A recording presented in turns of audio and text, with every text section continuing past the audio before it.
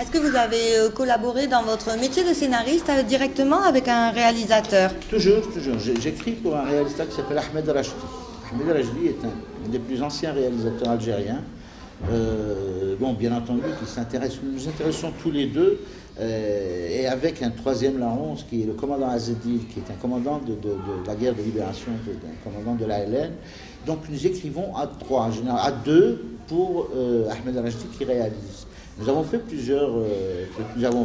des films bien entendu, pas nécessairement qui retracent la guerre de libération, pas forcément, mais bien entendu, dans la guerre de libération en Algérie, c'est la source de la légende nationale. Elle est présente partout, elle est présente dans les romans, chez Yasmine Ardra, chez Boudjedra, chez Katabi Yassine, chez les grands écrivains d'expression française ou moins connus en France, chez l'expression arabe. Donc, étant une source d'inspiration, une source qui justifie la trajectoire des personnages, comment ils étaient face à ce drame, Et on a également écrit sur le passé moderne de l'Algérie,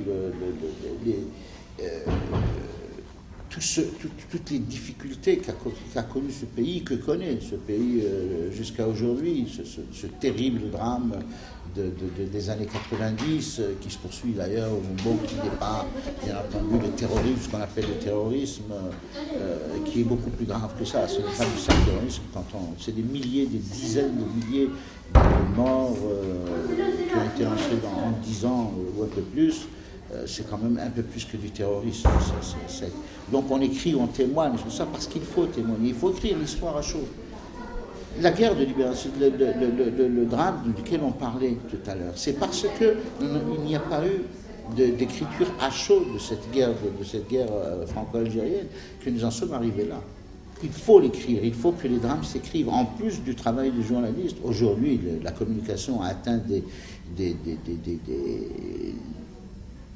domaines tels que ce serait dommage de ne pas rendre compte, parce qu'il faut rendre compte. Le journaliste rend compte et l'artiste aussi rend compte. Il doit absolument rendre compte.